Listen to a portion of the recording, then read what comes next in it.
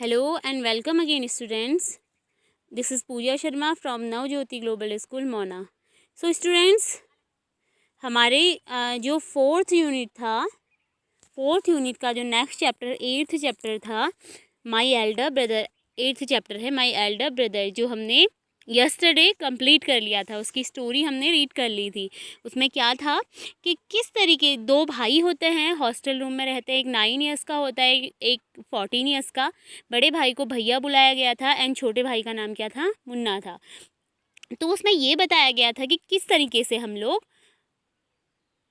अपने टाइम, किस तरीके से मुन्ना अपना टाइम वेस्ट कर रहा था, मतलब खेलने में, कूदने में और अदर एक्टिविटीज़ में। ठीक है, तो भैया उसे उसके समझाते हैं, ये नहीं करते हैं, वो करते हैं करके, तो लास्ट में वो समझ जाता है। तो यही चीज़ें उसमें बताई गई थी कि हमारा जो वर्क है, हमारी जो रिस्पॉन्सिबिलिटी है, हमें उसे याद रखना चाहिए एंड स्टडी करनी चाहिए, क्योंकि हमारे पेरेंट्स जो हैं हमारे ऊपर बहुत उम्मीदें लगाए हुए होते हैं। सो यही उसमें बताया गया था। सो टुडे वी ऑल हम करेंगे question and answer with solution के साथ। ठीक है, सो स्टार्ट करते हैं। Question number 1, read these new words and write their Hindi meaning. आपको कल वर्ड्स दिए गए थे घर के लिए, आई होप आप लोगों ने किए होंगे, एंड जिसको नहीं आए होंगे तो आज हम उसे कंप्लीट कर लेंगे, या फिर कोई मिस्टेक आपकी होगी तो आप उसका करेक्शन कर लीजिएगा। फर्स्ट वर्ड है फाउंडेशन। फाउंडेशन मीन्स होता है बुनियाद किसी की। सेकंड है शेड्यूल। शेड्यूल समय सारणी। शेड्यूल हम बोलते हैं लाइक समय सारणी, टाइम टेबल भी हम बनाते हैं, उसी को शेड्यूल कहा जाता है। नाउ नेक्स्ट है ऐसे। ऐसे मीन्स होता है निबंध, या किसी थिंग्स को ले लें, किसी टॉपिक को ले लें, उस पर विस्तार से कोई चीज़ लिखना। ठीक है, उसके बारे में लिखना। आइडलिंग। आइडलिंग मीन्स होता है आलस्य करना। मास्टर्ड। मास्टर्ड मीन्स होता है कुशल। And responsibility. रिस्पॉन्सिबिलिटी उत्तरदायित्व। टैमडस। टैमडस मीन्स होता है अद्भुत। अद्भुत मतलब थोड़ा अलग, निराला सा दिखने वाला। ठीक है, यूनिक हो थोड़ा। वर्ड्स मीनिंग हमारी क्लियर हुई। उसके बाद नेक्स्ट है हमारा रीडिंग इन फन। हमारे हैं क्वेश्चन आंसर्स। तो क्वेश्चन नंबर फर्स्ट है, सेकंड है what are the things that Munna like to do. मतलब मुन्ना को कौन सी चीज़ें पसंद थी करने में। ठीक है, तो उसे क्या था, Munna likes to play games and fly kites. उसे गेम्स और पतंग उड़ाना बहुत पसंद था। गेम खेलना एंड पतंग उड़ाना।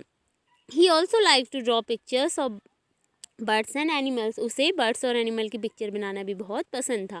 नाउ थर्ड क्वेश्चन हमारा है what did bhaiya do all day. पूरा दिन भैया क्या करते थे। तो हमने लिखा भैया स्टडिंग ऑल डे। समटाइम, पूरे दिन भैया स्टडी करते थे। Sometime he read books and sometime wrote the same words and sentences several times in order to learn them. भैया क्या करते थे, पूरा दिन स्टडी करते थे और कुछ समय वो राइटिंग करने में बिताते थे, कुछ समय कुछ वर्ड्स का करेक्शन करते थे, वर्ड्स को बार बार लिखते थे एंड सेंटेंसेस को बार बार लिखते थे और लर्न करते थे। ठीक है, नाउ नेक्स्ट क्वेश्चन है why was Munna not happy with the time table that भैया मेड फॉर हिम।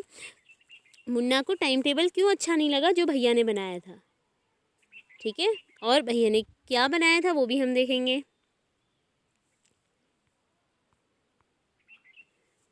आंसर है Munna was not happy. Munna खुश नहीं था with the time table. Time table को लेकर दैट भैया मेड फॉर हिम, जो भैया ने उसके लिए बनाया था। It had no slot for play time, क्योंकि उसमें प्ले टाइम भैया ने नहीं चढ़ा रखा था, इसलिए जो मुन्ना था वो टाइम टेबल को देख के खुश नहीं था।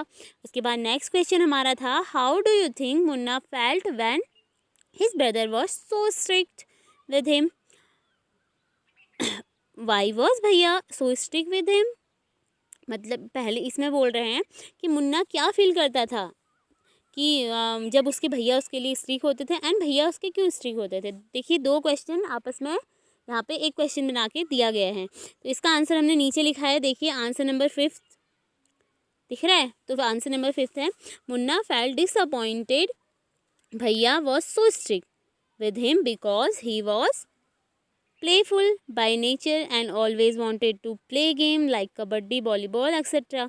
इसमें क्या था, भैया डिसअपॉइंट थे ना, सॉरी मुन्ना डिसअपॉइंट था अपने भैया ने, उसके भैया ने जो टाइम टेबल बनाया था उसके लिए, क्योंकि उन्होंने प्ले टाइम तो डाला नहीं था एंड उसके स्ट्रिक्ट बिहेवियर से भी वो कुछ परेशान था, क्योंकि मुन्ना को भैया जो थे वो हमेशा खेलने के लिए मना करते थे और स्टडी करने के लिए कहते थे, लेकिन मुन्ना उनकी बात नहीं मानता था, जिससे उसे बुरा लगता था, क्योंकि मुन्ना क्या था, प्लेफुल नेचर का था और हमेशा वॉलीबॉल एंड फुटबॉल में वो लाइक करता था, उसी में उसकी दिलचस्पी थी। ठीक है, नाउ 6th क्वेश्चन है, whose character do you like more, Munna's और भैया। अब देखिए ये आपके लिए भी है कि आपको कौन सा कैरेक्टर सबसे अच्छा लगा। तो मुझे तो सबसे अच्छा भैया का कैरेक्टर लगा, क्योंकि वो रिस्पॉन्सिबिलिटी उठाते थे, रिस्पॉन्सिबल थे अपने काम के लिए। तो मैं आंसर लिखा है इसका, I like Bhaiya's character more then Munna's because he was a dutiful boy and now his responsibility toward his younger brother, इसमें he also gave much importance to his father's hard earned money। तो इसमें बताया गया है भैया हमें क्यों पसंद है, उनका कैरेक्टर मुन्ना से ज़्यादा क्यों पसंद है, क्योंकि मुन्ना तो बिल्कुल इंजॉयबल था ना, अपनी लाइफ को इंजॉय करता था, वो लाइक गेम ही खेलता रहता था, पढ़ाई तो करता नहीं था। तो भैया क्या थे, रिस्पॉन्सिबल थे अपने भाई के लिए एंड अपना पढ़ाई करते थे एंड ड्यूटी थी उनकी, ठीक है, ड्यूटीफुल थे अपने लिए। And he also gave much importance to, और वो हमेशा अपने फादर की मनी को बहुत इम्पोर्टेंट देते थे, है ना, क्योंकि देखिए किसी के भी पेरेंट्स होते हैं, वो बड़ी मेहनत से पैसा कमाते हैं, मनी अर्न करते हैं और उसके बाद अपने बच्चों के भविष्य की अच्छी कामना करते हैं। उसके बाद नेक्स्ट है 7th question, do you have a time table at school, क्या स्कूल का टाइम टेबल आपके पास भी है? Yes, I have a time table at school. Now 8th question है, now make a time table for yourself including your study time and your play time.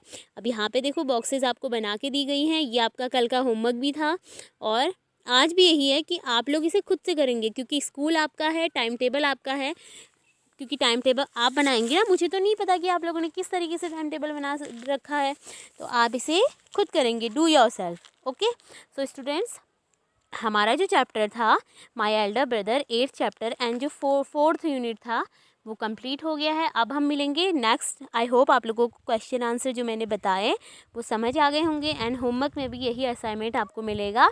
आपको जो समझ ना आया हो आप लोग इसे नोट कर लीजिएगा एंड कन्फर्म करिए अपने questions and answers. So students, I hope आप लोगों को समझ आ गया होगा एंड जो हमारे 4th यूनिट थे वो कंप्लीट हुए। अब हम मिलते हैं 5th यूनिट के 5th यूनिट का जो 9th चैप्टर है, एक पोएम है, बहुत अच्छी सी पोएम है, सुंदर सी, उसे हम नेक्स्ट वीडियो में देखेंगे। आप लोग नेक्स्ट वीडियो देखना ना भूलें next day. Okay, thank you.